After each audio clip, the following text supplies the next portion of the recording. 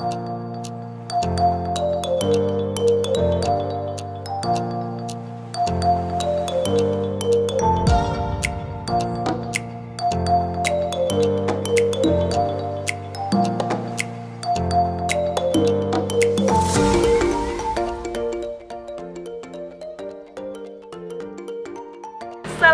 warahmatullahi wabarakatuh. Alhamdulillah bisa bertemu lagi dengan Hilda pada kali ini di channel YouTube-nya Panderman ya pastinya.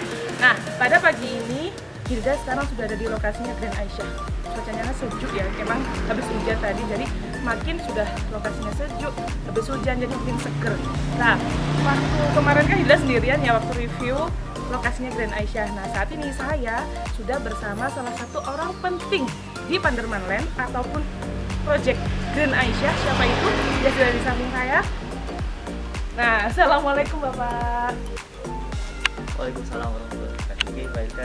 Oke Pak, bagaimana Pak kabarnya hari ini Pak? Alhamdulillah, luar biasa. Alhamdulillah. Nah, sahabat teman-teman, ini adalah Pak Ahmad, adalah manajer dari Project Grand Aisyah Muara Kandang ini. Dan alhamdulillah sekarang kita sudah berkesempatan bisa langsung wawancara dengan manajernya, karena kan biasanya sibuk ya Pak jenengan ya, sibuk sana sini, sibuk ngurusin project yang lainnya pastinya ya Pak. Alhamdulillah Pak ya, sehat hari ini. Dah pada kali ini saya mau sedikit menanyakan mengenai Grand Aisyah biar sahabat teman semua tahu lebih detail dari Pak manajernya sendiri. Ini kan Grand Aisyah ini kan salah satu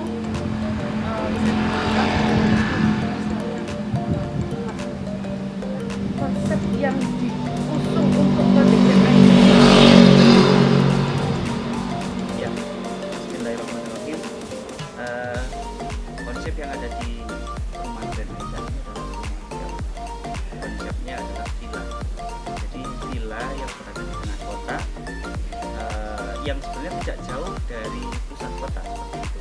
Tapi karena posisinya itu adalah lebih tinggi ya dibandingkan dengan pusat kotanya Kota Malang. Nah, ini menjadikan tempat ini suasananya begitu sejuk, luar biasa. Dari samping ini bisa dilihat nanti, ini termasuk salah satu klaster karena posisinya ini adalah klaster kecil di tengah kawasan perumahan terluas yang ada di Kota Malang. Di sini orang-orang biasanya nyebutnya dengan klaster Cemara. Di depan rumah itu ada beberapa cemara yang besar. Nah, itu yang menjadikan suasana ini selain sejuk,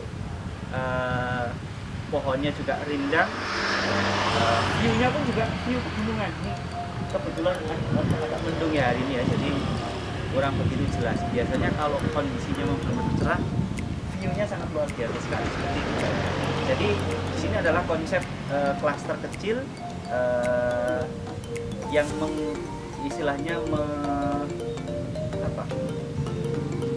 yang menggunakan konsep villa, bisa untuk hunian maupun perumahan.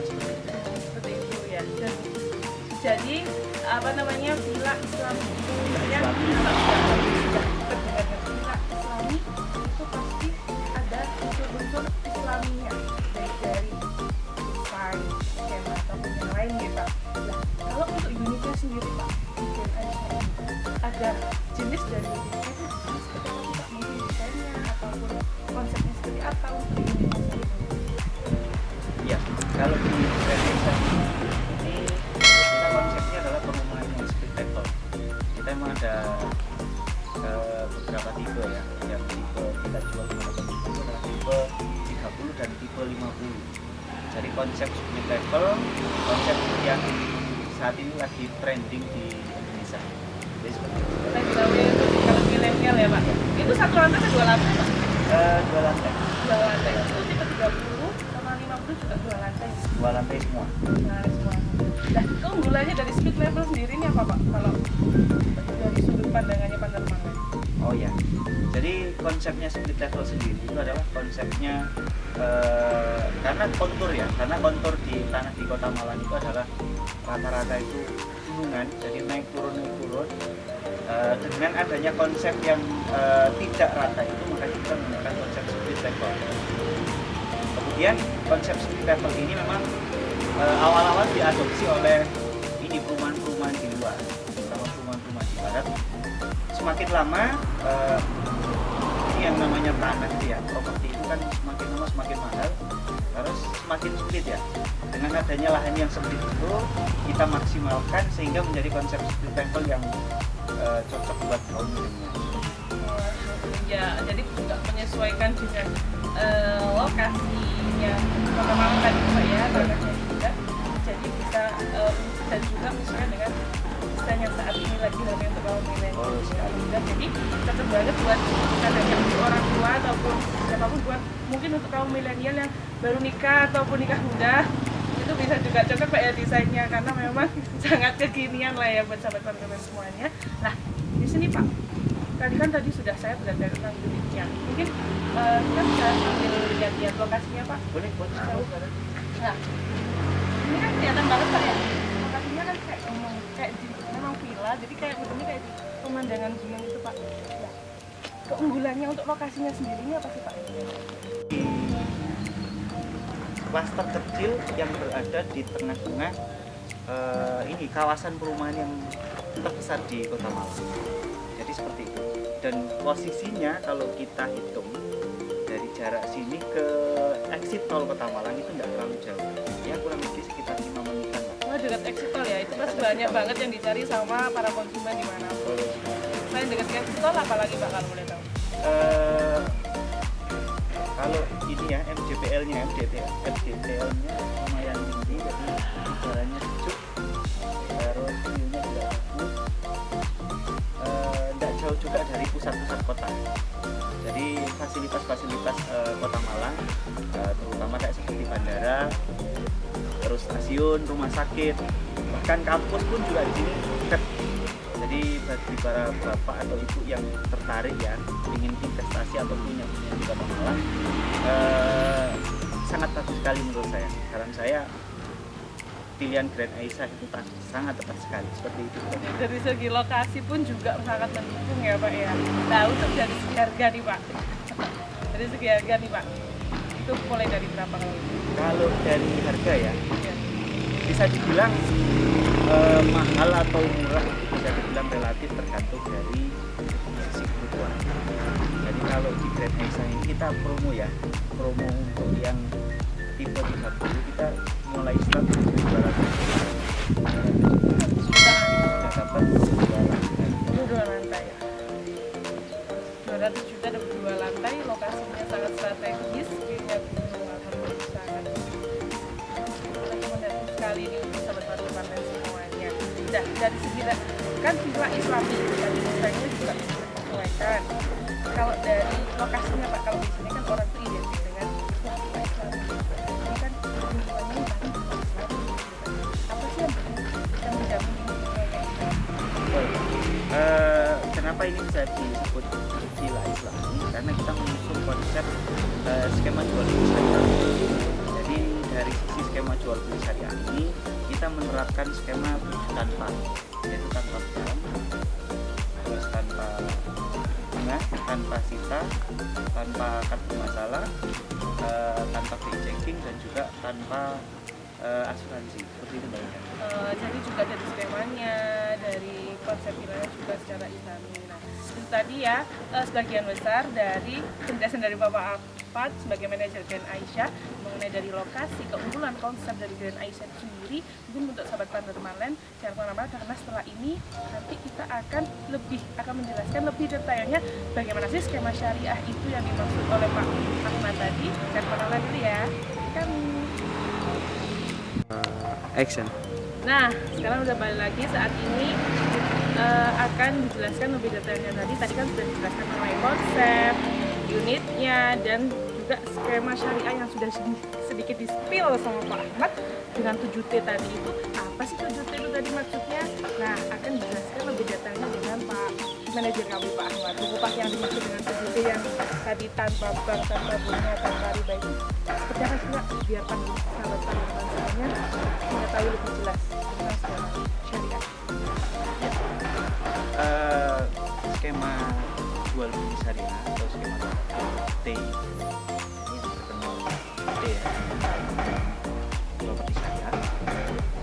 Skema jual beli syariah itu adalah skema jual beli murni syariah Islam. Jadi skema jual beli ini memang yang benar-benar harusnya kita adopsi sebagai kita umat Islam ketika melakukan transaksi jual beli, baik itu jual beli properti maupun jual beli yang lain. Jadi dari sisi akidah, dari sisi fikih pun semua ada dalil-dalilnya lengkap. Jadi yang pertama, ketika kita menjual properti skema jual beli properti, kita yang pertama itu adalah tanpa menggunakan bank, tanpa bank. Jadi skema jual beli ini murni langsung antara penjual dan pembeli, jadi tanpa dibantu oleh pihak ketiga, seperti itu. Cuma dua arah Pak ya, cuma langsung dua. Iya, jadi antara penjual dan pembeli tanpa ada bantuan dari pihak. Sesuai syariat Islam ya Pak ya, kalau pihak ketiga itu tidak ada dalam kaitannya jual beli. Ya, seperti rukun jual beli dalam Islam itu kan harus ada penjual, ada pembeli, ada sigot, dan ada objek yang harus diperjualbelikan. Yang kedua tadi tanpa bunga atau riba, seperti apa Pak?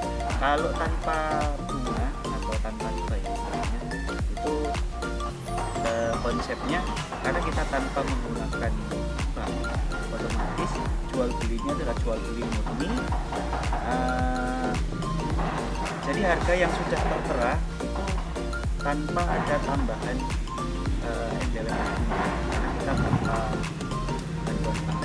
Jadi jual beli murni, harga yang kita cantumkan itu adalah harga yang sudah disepakati oleh pihak penjual dan juga pembeli. Jadi dari awal harga segitu ya flat juga di sini Flat. ya, Pak. Dan juga dalam Islam sendiri kan juga riba itu haram. Betul sekali. Oke. Dan yang ketiga tanpa denda. Itu apa tidak rugi Pak kalau emang nggak ada denda? Itu seperti apa? Mungkin sobat Bandung mikirnya kok nggak ada dendanya, kok nggak rugi tuh developernya? Itu seperti apa solusinya? Betul sekali. Jadi ketika kita mengusung konsep ini, banyak orang di luaran sana ya, karena kita sejak kan saya mungkin ya sejak saya dilahirkan, yang namanya jual beli properti itu kan menggunakan uang yang besar, sehingga orang itu berpikiran saya itu harus lewat bank karena harus bantu uangnya nominal terlalu besar, nanti saya nyicil seperti apa. Nah kalau istilahnya di skema properti syariah, nah ini kita memang punya konsep jual beli properti itu yang harus kita hilangkan dari sisi ininya, bunga ribanya. Jadi seperti itu. Pertanyaan berikutnya, nanti apakah tidak rugi dari pihak bank? Ini kalau dari sisi terutama dendanya ya tadi. Ya denda. Ketika ada keterlambatan dari konsumen, apakah tidak ada punishment seperti itu atau tidak? Nah kalau di dalam Islam itu kan kita murni jual belinya tidak ada tidak ada denda. Dari konsekuensi dari awal itu yang kita lihat, karena ketika ada calon pembeli dari awal itu kita lihat mungkin dari sisi akidahnya, dari sisi kepribadiannya. Jadi tidak langsung ketika orang membeli itu langsung kita asisi dalam tanda kutip. Jadi tetap kita lihat dari sisi kepribadiannya. Insya Allah rata-rata orang yang beli di properti itu adalah orang-orang yang memang paham dari sisi keharaman bunga dan juga keharaman ketika menggunakan bank. Nah konsekuensinya apa? Akhirnya dari sisi pemikiran beliau, insya Allah mereka lebih paham yang namanya telat ya, dari telat. Ketika kita tetap menggunakan denda itu, insya Allah Karena ada tambahan harga yang dari akad awal itu Pak ya, karena memang dari akad ini kalau ada denda kan sama aja tidak sesuai dengan akad ya. betul sekali. Ya. Terus yang selanjutnya tadi kan tanpa sita, nggak disita, karena kan pada umumnya kalau di konvensional atau properti yang bukan syariah itu kan pasti kalau pasti ada yang namanya sita, itu pasti ada kalau misalnya nggak bayar secara nggak bisa lagi bayar. Nah, di properti syariah sendiri ini dengan skema syariah tanpa adanya sita itu seperti apa Pak? Kalau misalnya suatu saat nih ada konsumen yang tidak bisa membayar, itu seperti apa solusinya ataupun skemanya yang bisa menguntungkan lah untuk seperti cari, kan namanya juga bisnis tuh pasti harus ada ada untungnya gitu. Seperti apa, Pak? Ya, ini ya yang menjadi salah satu nilai terbaik yang ada di properti syariah. Kita tidak pernah menerapkan yang namanya sita paksa. Sita paksa. Jadi kalau istilahnya ketika kita jual beli menggunakan skema bank, klausulnya kalau di dalam bank itu mereka menggunakan sewa beli. Iya, akadnya sewa beli gitu. Akadnya sewa beli. Iya. Kalau di dalam Islam itu kan kita akadnya jual beli. Nah ini kalau dia dari segi fikihnya sewa beli itu tidak ada. Jadi kalau udah dijual ya udah sih kalau punyanya konsumen Oh. gitu, Pak ya. Kalau jual Nah. kalau dagang gitu. Kalau istilahnya di dalam properti syariah kita tanpa menggunakan sita paksa itu, kalau misalkan ya ada salah satu calon atau pembeli yang sudah nyicil sekian tahun tiba-tiba tidak mampu membayar di tengah jalan, nah itu solusinya seperti apa? Kalau di bank kan langsung ambil saja, Iya, nggak mau tahu Bang biasanya. nggak mau tahu setelah biasanya SP dulu ya, SP1, SP2, SP3. Kalau sudah tidak mempan, nah ini biasanya langsung dieksekusi. Eksekusinya bukan orang yang seperti kayak saya ini tadi, enggak. Biasanya pakai brenggosan, orangnya besar, Malah yang tinggi, wah. menakutkan gitu, gedor-gedor Nah, rumah. kira-kira siapa sih orang yang mau dipermalukan ya di depan tetangga misalnya? Oh ternyata orangnya nggak bayar, Iya, punya utang, Ya, rumahnya terus belum lunas. dimarah-marahin, wah itu Iya. kasihan sekali. Nah, kalau di properti syariah dari awal skema jual belinya sekalian di akad itu kita tetapkan di awal, ketika ada masalah di tengah jalan kita gunakan penyelesaian secara usul. Jadi seperti itu. Nah misalkan ya konsumen itu di tengah jalan benar tidak mampu meneruskan angsuran, solusinya seperti apa? Solusinya yang pertama itu biasanya kita pakai agunan, jadi agunan lain. Bisa jadi konsumen di awal agunan lain ya, selain agunan dari surat menyurat. Nah itu yang pertama. Terus yang kedua, kalau memang dari sisi angsuran itu benar tidak mampu, orang itu sudah mengangkat bendera putih Mbak Ida ya, Udah menyerah. Ya. sudah menyerah. Nanti solusinya gimana? Solusinya dari pihak developer biasanya kita bantu jualkan ulang. Oh dijual lagi Kita gitu bantu ya. jual Iya. lagi kepada konsumen lain sampai rugi. Nah selama proses penjualan unit itu tadi, pihak pemilik rumah pun juga tidak kita usir. Oh, Jadi tetap masih bisa menempati rumah.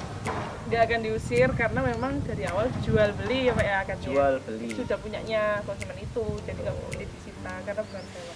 Betul, Oh seperti itu keuntungannya sangat banyak sekali ya, karena memang nggak usah ragu, karena kalau nggak usah takut disita gitu ya, jadi nggak ragu kalau mau beli, jadi nanti takutnya nggak bisa lanjut akan disita. Biasanya keraguan orang tuh kalau beli rumah itu sih biasanya Pak ya. Nah selanjutnya ini kita kita tanpa BI checking. Betul. Kalau BI checking mudah saja.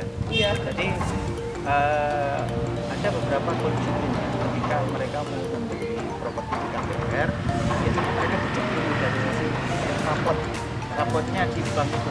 Coba ya, bisa dicek. Entah di Ada merahnya. Rapotnya ini hijau, merah, kuning atau biru. Iya. Nah, kalau misalkan rapotnya merah, biasanya sama bank jelas-jelas lagi. Di properti syariah kita hilangkan dulu. Siapapun yang mau beli itu pasti diterima aja.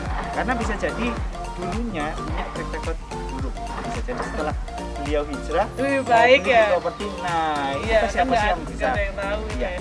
siapa sih yang bisa melihat dalamnya hati seseorang kan? Iya, gitu. Cuma Allah yang bisa. Iya. Jadi memang Jadi, benar-benar tanpa BI checking langsung. Jadi ketika beliau ini ingin mengajukan untuk beli di perumahan kita, ya biasanya kita komunikasi, kita lihat dari sisi kepribadian beliau. Kalau misalkan baik, insya Allah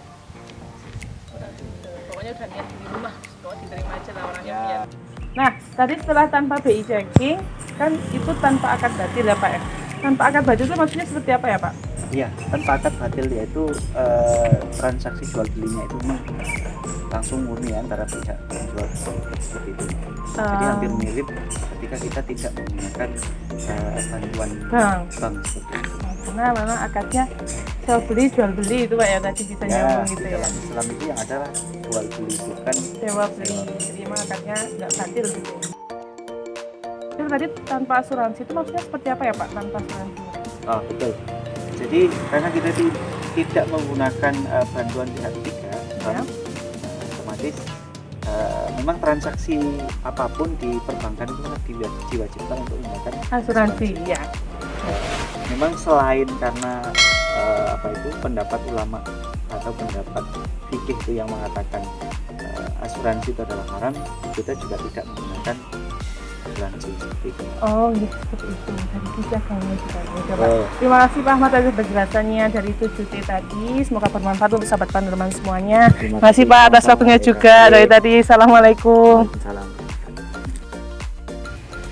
Alhamdulillah hari ini tadi udah selesai. Kita sudah tadi review Grand Aisyah mengenai lokasi, keunggulannya, fasilitas, bahkan dari konsep rumah dan harga bersama langsung dengan manajernya Grand Aisyah yaitu Pak Ahmad tadi. Dan juga tadi udah dijelaskan panjang kali lebar mengenai bagaimana sih skema syariah itu menurut agama Islam. Nah, buat sahabat Panderman Land ataupun konsumen semuanya, jadi jangan ragu kalau untuk mau beli di properti syariah terutama di Grand Aisyah, karena akan memudahkan untuk semuanya beli rumah dengan cara yang berkah. Dan yang terakhir, pastinya jangan lupa untuk like, comment, dan subscribe. Dan jangan lupa juga share video ini dan YouTube Panderman Land. Oke? Dan sampai bertemu di video selanjutnya. Dadah, bye-bye.